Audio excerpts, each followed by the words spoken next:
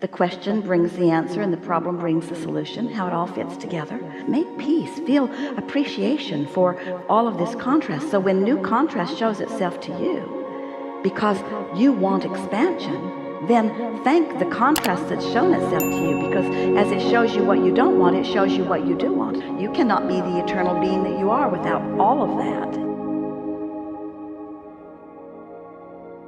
Hello again. The question I have actually just came to me just a few moments ago. That's co-creating at its best. So you've been speaking the last 2 days quite a bit about what's in our vortex. And of course you've actually been speaking for a long time about that. Because that's the present tense and it's where we are. And it's where you're on your way to. And anything else is looking back for us, and we never look back.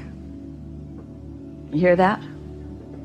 You want to resonate with your inner being, you've got to look to your vortex and find a way to feel it. And when you do, then it's going to come into your experience like a diamond in the forest.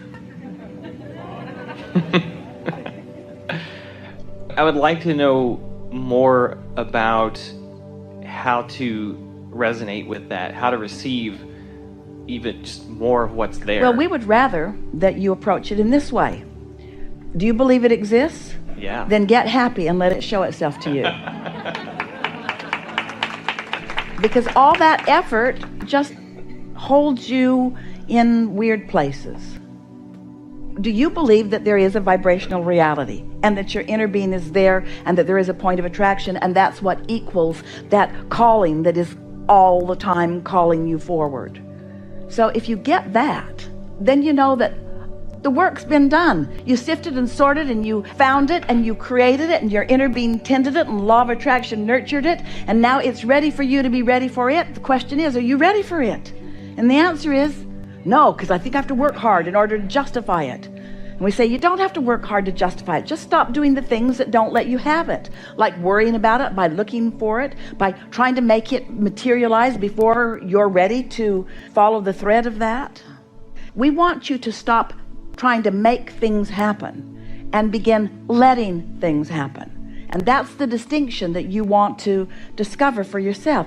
How can I let things happen? And there are two important understandings. First, to understand that it's already well along the way. Just because you can't see it doesn't mean it isn't ready to pop into your experience. That's such an important thing to know. But I can't see it, so it's missing. I don't want to start over.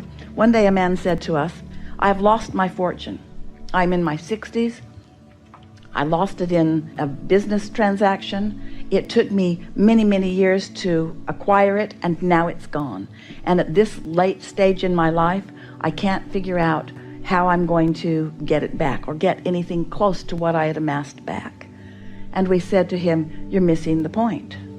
He didn't know how he could have been more clear in explaining to us what had happened to him. And we said, you have a vibrational currency that didn't go anywhere. You have a vibrational leverage that you still can cash in. You're not starting over at zero. You're not starting to amass that fortune again. It's already amassed. All you have to do is get into the place where you can begin to receive it. And you can receive the fortune as large as you ever had amassed, and 10 times greater, because in the losing of that fortune, you put so much more in your vortex that is already amassed for you. You're creating your vortex, and your vortex is yielding to you to the degree that you are allowing it to yield. But it is prosperous and powerful.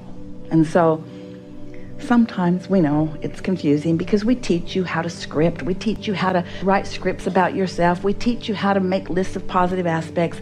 We teach you how to pivot, to think about when you know what you don't want to know what you do want, because positive thought is always beneficial to you.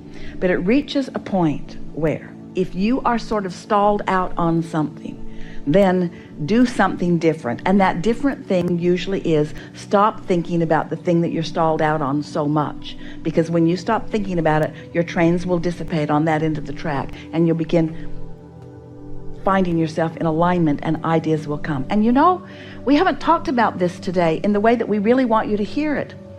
You all think, and we know you think it, and we understand why you think it, but you are not serving yourself by thinking it. You think that you want the manifestation, and in its absence, you're still in this place where you still want something that you don't have. You want the manifestation. And we would so like to get you to come along with the idea that you don't want the manifestation, you want the thrill of the manifesting.